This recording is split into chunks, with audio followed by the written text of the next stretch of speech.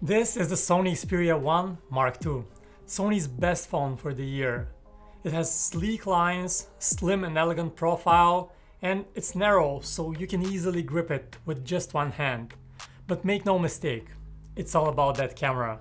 Sony brings technology from its professional cameras, and photos from the Sony Xperia 1 Mark II look amazing. So should you switch to a Sony phone in 2020? Hello Internet, my name is Vic with PhoneArena, and after using the Xperia 1 Mark II as my daily driver, I have grown to appreciate that camera. Yet at the same time, I think Sony missed a great opportunity to make this something even better. Here's what I love about it. First, it's impossible not to notice how narrow and tall this phone is. It really stands out in a crowd. And you wouldn't believe that such a narrow phone has a 6.5-inch display. And that of course is because of the 21:9 aspect ratio for the screen. Holding it feels like you're holding a TV remote, not a phone. By the way, consider subscribing to our channel, PhoneArena, to be the first one to get new videos. That's hugely appreciated. So being extra tall, it sticks out of pockets, but this is common trouble for folks who want a phone with an XL in its name. What's not so common is just how lightweight it is. The phone is nearly 20% lighter than an iPhone Pro Max or a Galaxy Ultra, and that's a welcome improvement.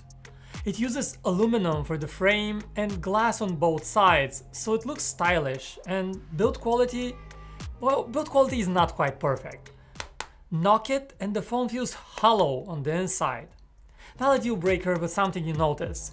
Now what else? It's IP68 rated, meaning it's well protected from water, which is nice. Oh, and you have an LED notification light. How cool is that? Buttons are on the right hand side. The fingerprint scanner is actually built in the recessed power key in the middle.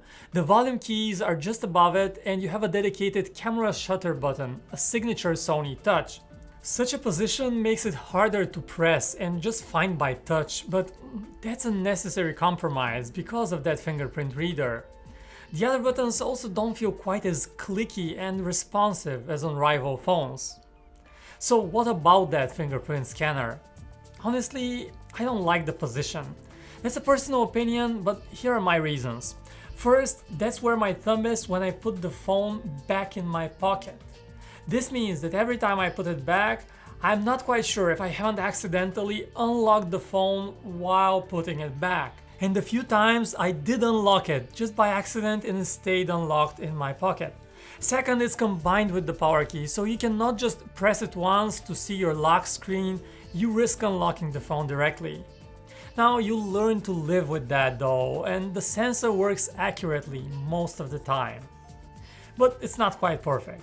I also miss not having any form of face recognition. Most phones these days do, and it's a strange omission. Okay, let's jump to the screen because that one is special. Lush AMOLED colors, 4K resolution, the highest of any smartphone, and you might be wondering whether 4K even makes sense on such a tiny screen. And the difference is indeed very subtle, but if like me you read a lot in bed with the phone just inches away from your face, you will appreciate it. Sony also says this screen has been calibrated to deliver amazing colors. And that might be true for movies and for Netflix, but out of the box, colors in the YouTube app did not look good at all. They appeared too dark and lifeless, lacking saturation, and I had to manually go and disable the creator mode and tweak the display to get better colors, which is not something you're supposed to do with a phone. I do however like the 21:9 aspect ratio. It's completely uninterrupted by punch holes or notches, and it's just a nice cinematic experience for video. One thing about this screen, however, is that it just doesn't get bright enough outdoors. That's quite annoying. It makes taking photos outdoors or reading something so hard.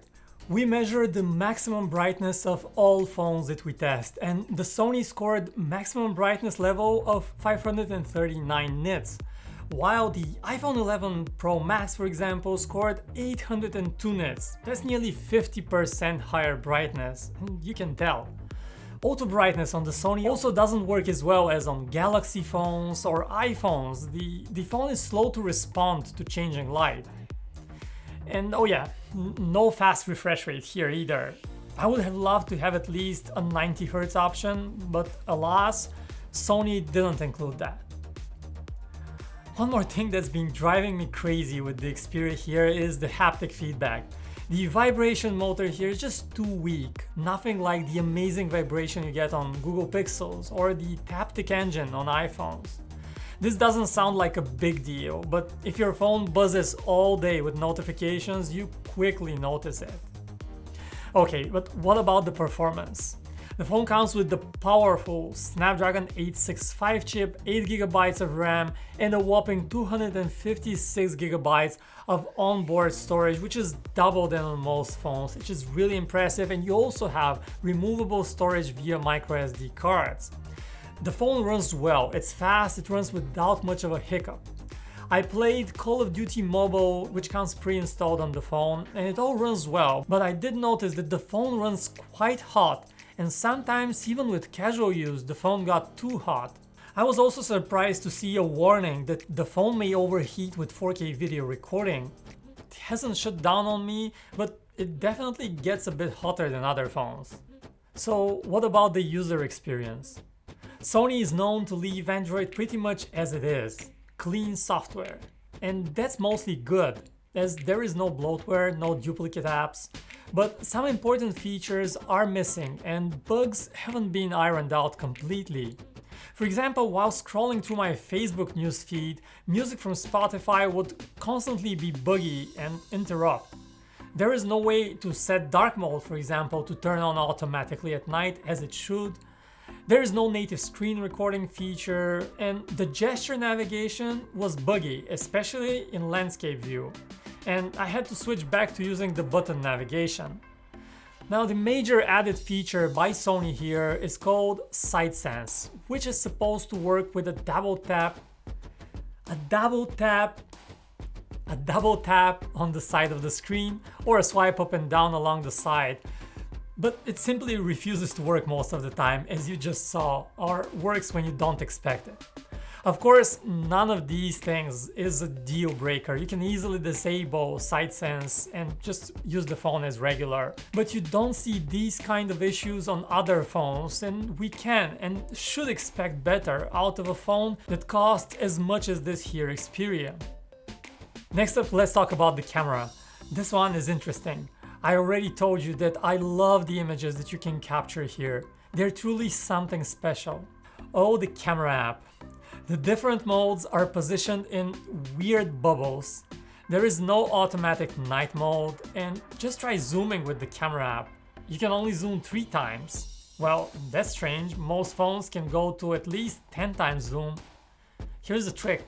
To zoom further, you have to first tap on the telephoto camera button, and only then you can pinch to zoom further. But then you cannot pinch to zoom out to the main camera or to the ultra-wide. This app is really frustrating, it needs a fix.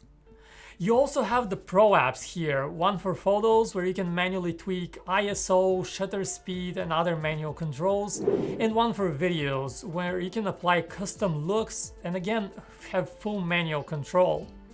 Those are good to have if you're a pro, but let's be real, most of the time you don't want to deal with those complex controls, you just want to take a picture.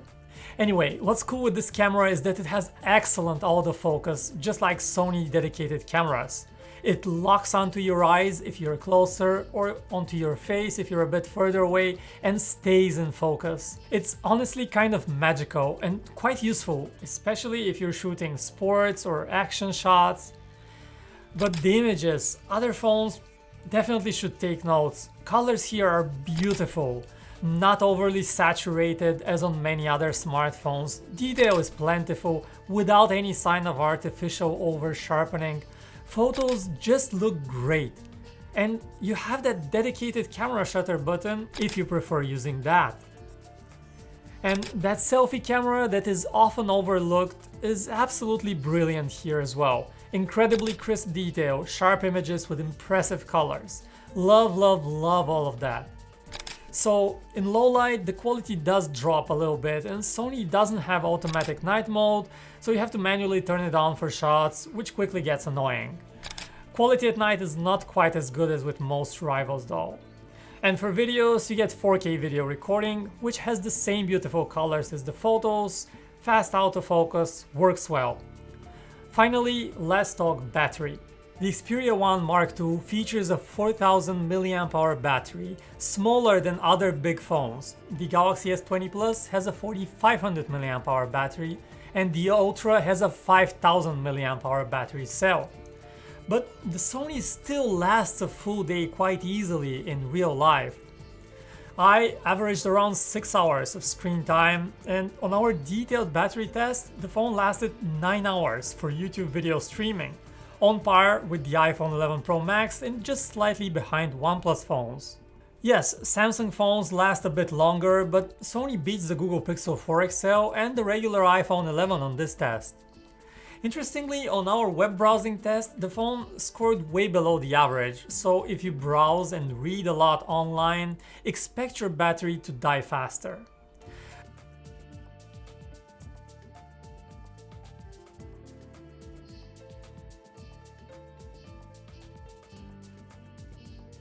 Then there is fast charging. You have an 18-watt power adapter included in the box, and it takes around 2 hours to fully charge the phone. That's just okay, as these days many phones can get a full charge in half that time, or even much faster. The Xperia does support wireless charging as well, which is quite convenient, so we like that. At the end of the day, the Sony Xperia 1 Mark II excels at being a Sony. Stylish, often with a surprisingly great camera. Yet at the same time, it never quite reaches out to be something better than a good camera in a sleek design. Sony doesn't bring any of the exciting new features in the Android world, like fast refresh rates, fast charging, or long-range zoom cameras. US shoppers would also be disappointed to find support for 5G bands missing. And the phone costs a whopping $1,200. For that price, you do get a set of truly wireless earbuds with early pre-orders bundled for free. But even this way, the price seems way overboard, especially considering that you can get the OnePlus 8 with the same processor for just $700. So there you have it, the Sony Xperia 1 Mark II, a phone with a great camera that could have been something much better. Would you buy a phone just for its camera? Let me know in the comments. Do you like this new Xperia, and do you think Sony has a chance in 2020? And that will do it for this video. Thumbs up if you like it, subscribe for more. My name is Vic, this is PhoneArena, and I'll see you in the next one.